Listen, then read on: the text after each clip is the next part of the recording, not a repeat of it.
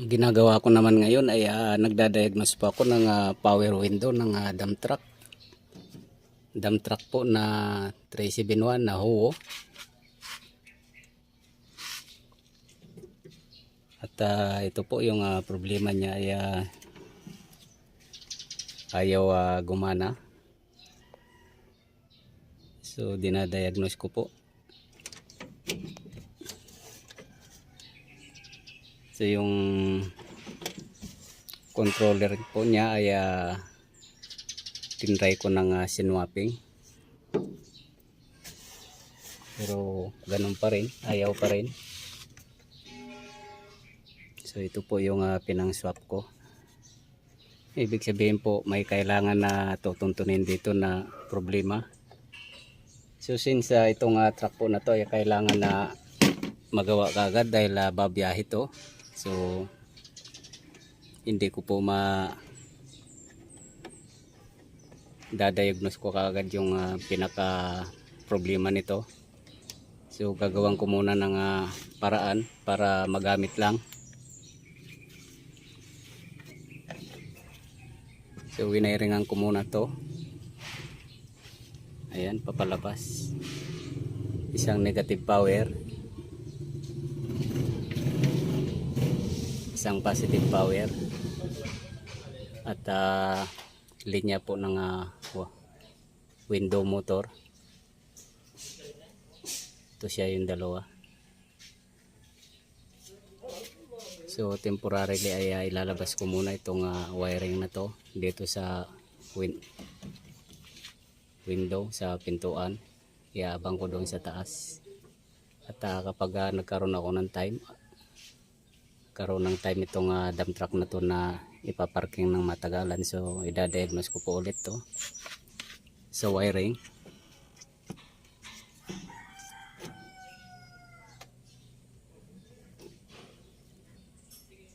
So ito po ay tatry natin para may sara at may bukas po ng driver habang bumabiyahe siya.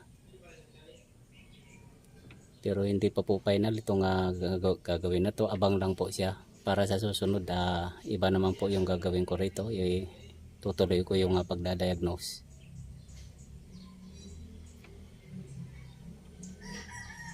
Yan, tatry po natin kung aangat siya o bababa. So ang gagawin po dito ay babaliktarin lang natin para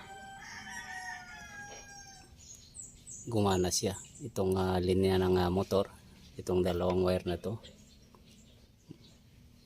babaliktarin lang po siya dahil nakababa po yung posisyon kanina, connection. So ito, pag binaliktad po natin, aangat po yung window. Yan.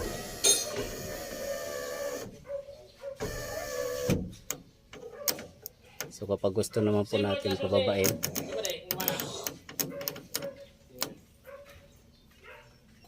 babaliktarin lang po natin to. Yan. So temporarily lang po yung gagawin ko na yan.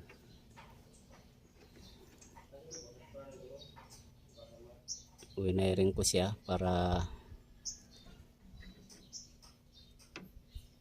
mayroon pong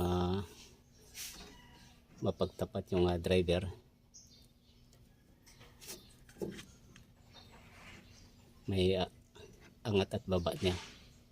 Dahil dito po ay hindi nyo magagamit to, itong switch na to. At itong control na to, temporarily condemn po siya. Bali direct connection po yung ginawa ko muna dito.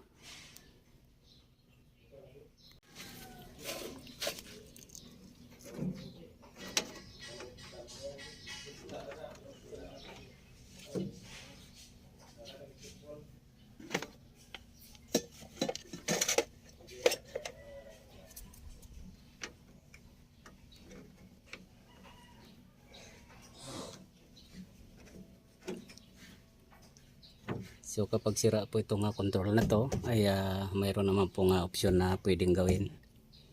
Maglalagay po ng relay at switch. So ganun po.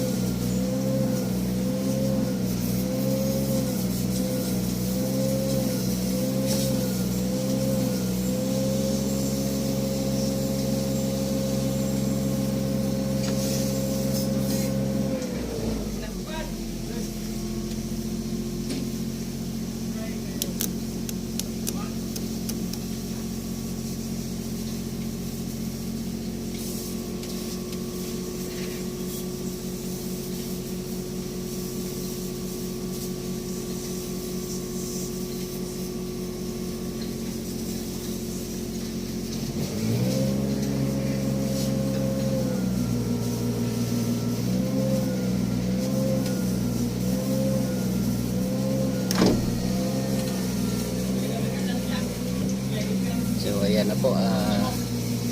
Bali ang ginawa ko po ay nilagyan ko lang muna ng abang para temporarily magagamit po. Ano po muna ako dito ng mag-order ng temporarily na switch. At kapag nagkaroon po ng matagal-tagal na parking itong dump truck na to ay i-diagnose ko ulit para matuntun po yung naging problema nito. At hanggang dito na lang po muna ang video kong ito. Please like, subscribe na lang po, and hit notification bell para sa susunod na mga video. God bless you po.